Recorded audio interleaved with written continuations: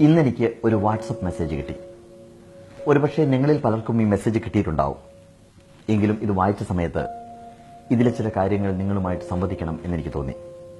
അതിന്റെ കുറച്ച് ഭാഗം ഞാൻ വായിക്കാം. സ്റ്റീവ് ജോബ്സ് രോഗശയ്യയിൽ കിടക്കുമ്പോൾ എഴുതിയ അവസാനത്തെ വാക്കുകളാണ് ഇത്.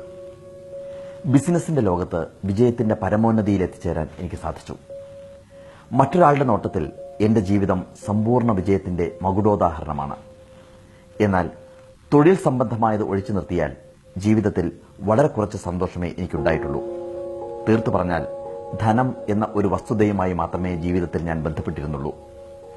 ഇനി രോഗശയ്യയിൽ കിടന്ന് എന്റെ കഴിഞ്ഞുപോയ ജീവിതം മുഴുവൻ ഓർത്തെടുക്കുമ്പോൾ ഒരുപാട് അഭിമാനത്തോടെ ഞാൻ നേടിയെടുത്ത അംഗീകാരങ്ങളും കരസ്ഥമാക്കിയ സമ്പത്തും ഈ ആസന്നമായ മരണത്തിന് മുന്നിൽ തിളക്കം കുറഞ്ഞ വെറും അർത്ഥശൂന്യമായ കാര്യങ്ങളായി മാറുന്നത് ഞാൻ തിരിച്ചറിയുന്നു. ആശുപത്രി മുറിയുടെ ഇരുട്ടിൽ തനിച്ചു കിടക്കുമ്പോൾ എന്റെ ജീവൻ നിലനിർത്തുന്ന യന്ത്രങ്ങളിൽ നിന്ന് പ്രസരിക്കുന്ന പച്ച നിറമുള്ള വെളിച്ചവും യന്ത്രങ്ങൾ പ്രവർത്തിക്കുമ്പോഴുണ്ടാകുന്ന പതിഞ്ഞ ശബ്ദവും കേട്ടുകിടക്കുമ്പോൾ ദൈവത്തിന്റെ നിശ്വാസം മരണത്തിന്റെ രൂപം ധരിച്ച് എന്നിലേക്ക് വന്നു ചേരുന്നത് ഞാൻ അറിയുന്നു. ഇപ്പോൾ എനിക്കറിയാം, ഒരായുസ്സിന് ആവശ്യമായതിൽ അധികം സമ്പത്ത് വാരിക്കൂട്ടാനുള്ള പരക്കം പാച്ചിലിനിടയിൽ ധനവുമായി നേരിട്ട് ബന്ധമില്ലാത്ത ജീവിതത്തിലെ മറ്റു ചില കാര്യങ്ങൾക്ക് വേണ്ടിയും നമ്മൾ അല്പസമയം ചിലവഴിക്കേണ്ടതുണ്ട് എന്ന്. ഭൗതിക നേട്ടങ്ങളെക്കാൾ അധികം പ്രാധാന്യമുള്ളത് അത് ചിലപ്പോൾ സ്നേഹബന്ധങ്ങളാവാം, ചിലപ്പോൾ കലയാവാം, ചിലപ്പോൾ യൗവനത്തിൽ നിങ്ങൾ തന്നെ കണ്ട സ്വപ്നങ്ങളാകാം. ഇങ്ങനെ രോഗശയ്യയിൽ കിടക്കുന്ന സമയത്ത് അവസാനമായി അദ്ദേഹം ചിന്തിക്കുന്ന ഒരുപാട് കാര്യങ്ങൾ അദ്ദേഹം എഴുതിവെക്കുന്നു. ഏറ്റവും അവസാനം ഈ കത്ത് അദ്ദേഹം അവസാനിപ്പിക്കുന്നത് ഇങ്ങനെയാണ്: നമ്മൾ ഈ സമയം ജീവിതത്തിന്റെ ഏത് ഘട്ടത്തിലായാലും സമയത്തോടൊപ്പം ജീവിതത്തിൽ തിരശ്ശീല വീഴുന്ന ഒരു ദിവസം നമുക്ക് അഭിമുഖീകരിക്കേണ്ടി വരും. നിങ്ങളുടെ കുടുംബത്തിന് വേണ്ടിയും പങ്കാളിക്ക് വേണ്ടിയും സുഹൃത്തുക്കൾക്ക് വേണ്ടിയും നിങ്ങൾ കണ്ടെത്തേണ്ട നിധിയാണ് സ്നേഹം. ഇത് ഞാൻ വായിച്ച് അവസാനിപ്പിക്കുമ്പോൾ എന്റെ കൂട്ടുകാരോട് പറയാനുള്ളത്, നമ്മളെല്ലാം മരണത്തെ മറന്ന് ജീവിക്കുന്നവരാണ്.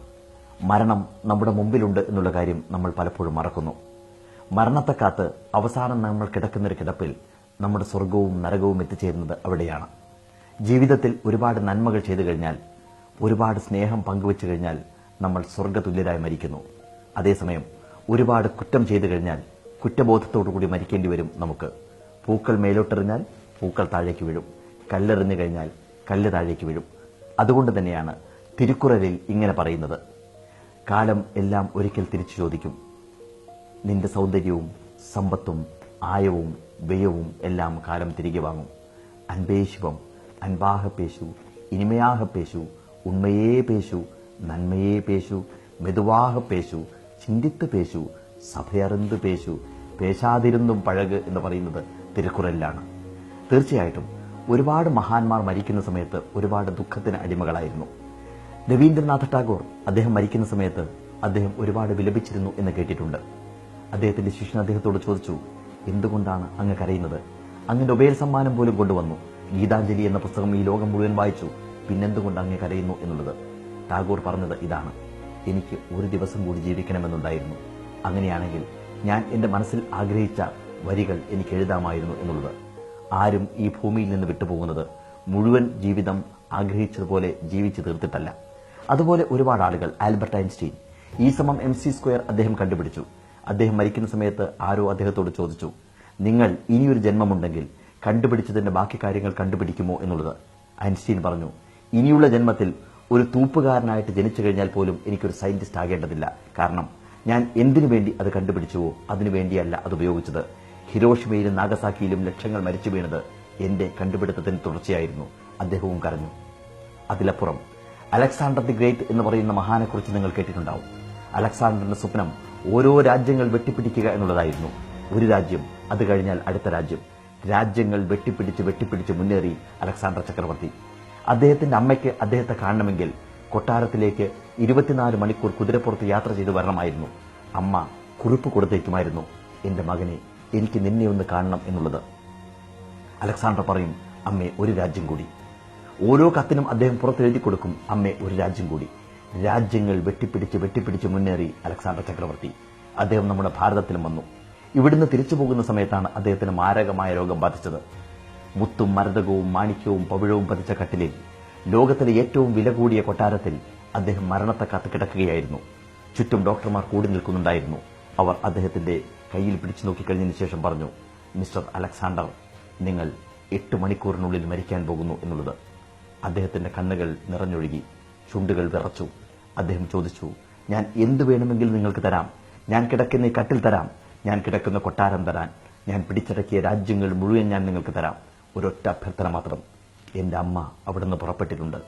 എന്റെ അമ്മയെ ഒരു നോക്ക് എനിക്ക് കാണണം. അതുകൊണ്ട് എന്റെ മരണം 24 മണിക്കൂർ നേരത്തേക്ക് ഇത് നീട്ടിവെക്കാൻ സാധിക്കുമോ എന്ന് അദ്ദേഹം ചോദിച്ചു. ഡോക്ടർമാർ പറഞ്ഞു, ഞങ്ങൾ ദൈവങ്ങളല്ല, ഞങ്ങൾക്കൊന്നും സാധിക്കില്ല എന്നുള്ളത്. അദ്ദേഹം അവസാനം പറഞ്ഞത് എന്താണെന്നറിയാമോ? എല്ലാം വെറുതെയായിരുന്നു, എല്ലാം വെറുതെയായിരുന്നു.